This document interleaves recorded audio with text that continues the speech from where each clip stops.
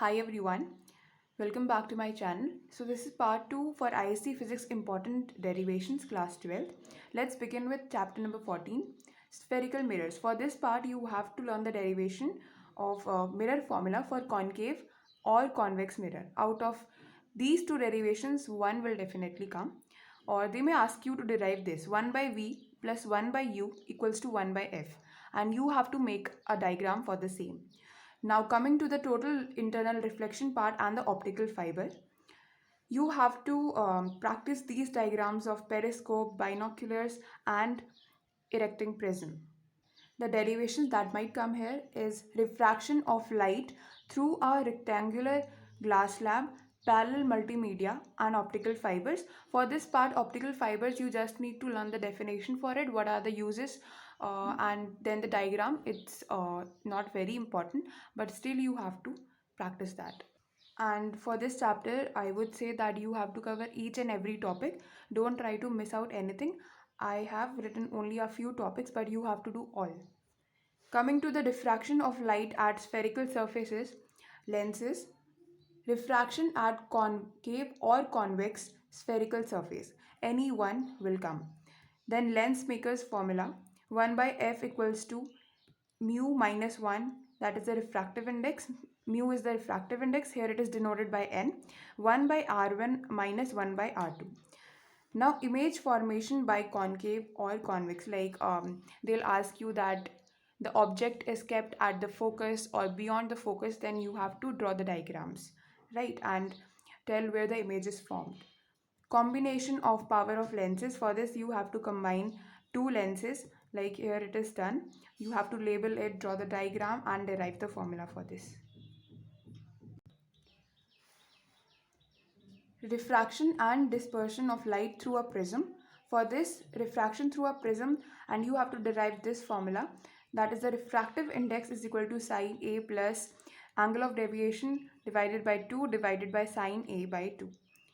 Diagrams of primary and secondary rainbow, you have to practice that. Then comes optical instruments, simple microscope, compound microscope and telescope. These three, out of these three, any one will definitely come this year. Please make a diagram and write the magnification formula, the magnifying power formula, whenever you prove this derivation. The diagrams must be drawn with the help of a pencil. No pen is allowed while you draw a diagram.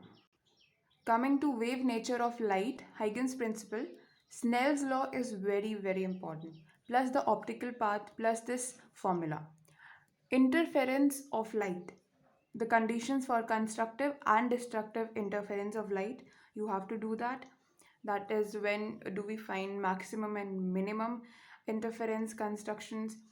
Young's double slit experiment, fringe width, and you must learn the formulas for this part because the numericals are based on these. Now position of bright fringes and dark fringes, then angular fringe width. Coming to diffraction of light, Fraunhofer's diffraction due to a single slit. Then these formulas, they may ask you to derive this, the condition of minima, condition of maxima, angular width, and the diagram is a compulsion. E sine theta is equal to plus minus m lambda. E sine theta equals to 2m plus 1 lambda by 2. Theta is equal to sine inverse lambda by E. That is the angular width. Coming to polarization of light, it's mostly theoretical and the formulas, you can learn that. Law of Malus, it's optional, you just have to learn the condition for that. No need to go deep into this topic. Photoelectric effect, energy and momentum of photon, Planck's constant, photoelectric equation. Yes, please practice the graphs of this chapter. Matter waves, de Broglie hypothesis, that is the wavelength, and wavelength is equal to h by under root of 2mk. For this you will get a direct numerical that the potential difference, that is V, is given, any value may be given, and you have to find the de Broglie wavelength for that. Hydrogen, for this you have to learn R naught is equal to 1 by 4 pi epsilon naught 2z e squared by k, and they may ask you to prove it or derive it. closest distance approach. R naught is closest distance approach.